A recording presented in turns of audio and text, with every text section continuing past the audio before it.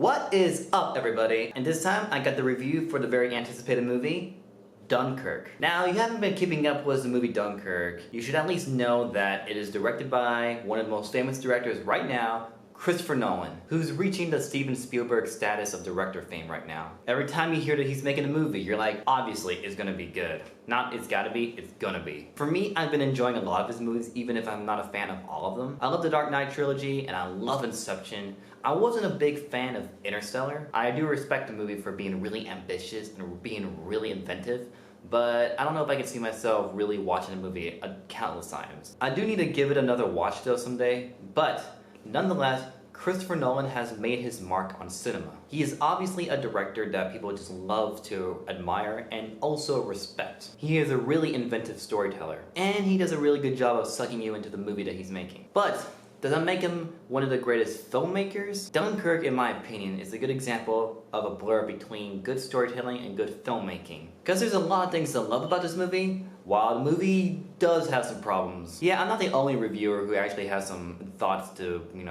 some interesting thoughts to bring up about the movie. Example, Jeremy Johns, famous YouTube reviewer. Yeah, he wasn't a big fan of the movie. And watching his review, because I'm a big fan of his, I was really curious about this movie. I don't know whether or not I was gonna like this movie or not compared to his review, because I usually agree with him all the time, or majority of the time. But finally, after watching the movie, I can understand where he's coming from. But there are some things that I'm going to defend about this movie, while also calling this movie out on a couple of problems it does have. First and foremost, I guess I should just explain a bit of the plot. Basically, it's about the city of Dunkirk, and in that place lies, in the trailer it indicates 40,000 Allied soldiers.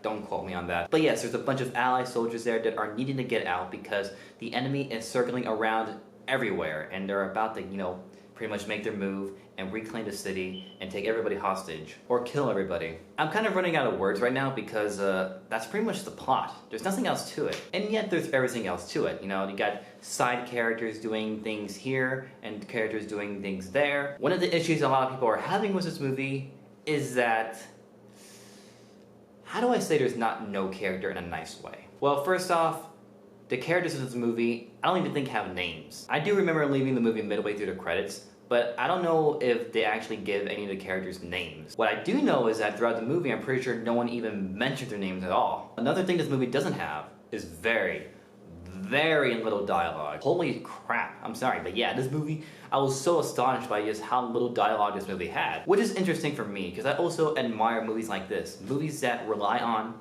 visual storytelling. I remember watching this movie and I was thinking to myself that this movie could just be as entertaining as putting it on mute. If I put it on mute, I'm pretty sure I would follow everything that was going on. Everything was told through action. Just by the things that the characters were doing, I understood what was going on. And I really enjoyed the movie for that, for it to be very interesting without relying on dialogue. I mean, do you guys remember Mad Max Fury Road? That movie was one of everyone's favorite movies, but didn't that movie have very little dialogue? But like I said, there's very little dialogue. A lot of the characters don't really interact. They don't talk about their histories, they don't talk about their lives, anything like that.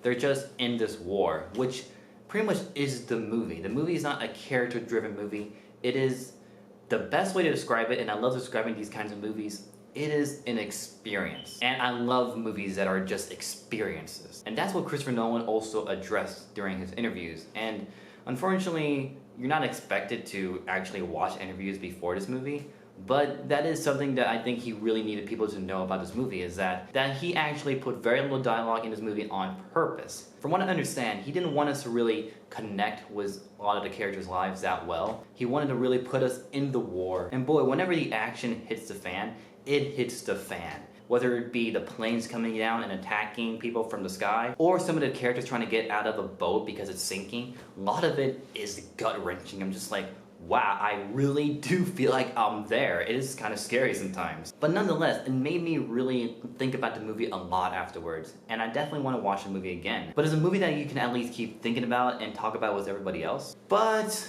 the movie has some big flaws that really threw me off though. And that is the editing. The editing in this movie is so weird. I'm afraid to call it bad or sloppy, but I just don't understand the reasoning behind some of it. Especially when you got a guy like Christopher Nolan behind the camera. And this is not something that's normal. I've actually seen some editing problems in some of his other movies where I don't really understand the time frame, what scene is taking place where, or the time gap between certain scenes, where it's like, did this scene take place a few years later or a few months later? In this movie, it's sort of that same situation, but even more complicated. For example, no spoiler, there are two scenes that happen in this movie that are sort of intertwined. We cut away to this scene that takes place during the night, and so I assume it's in the night. But then we cut back to another scene that takes place during the day, and I assume, okay, I guess that a few hours have passed and it's already morning. But then we cut back to that exact same scene in the night, and I know it's the same exact scene because it's showing the exact same situation that happened.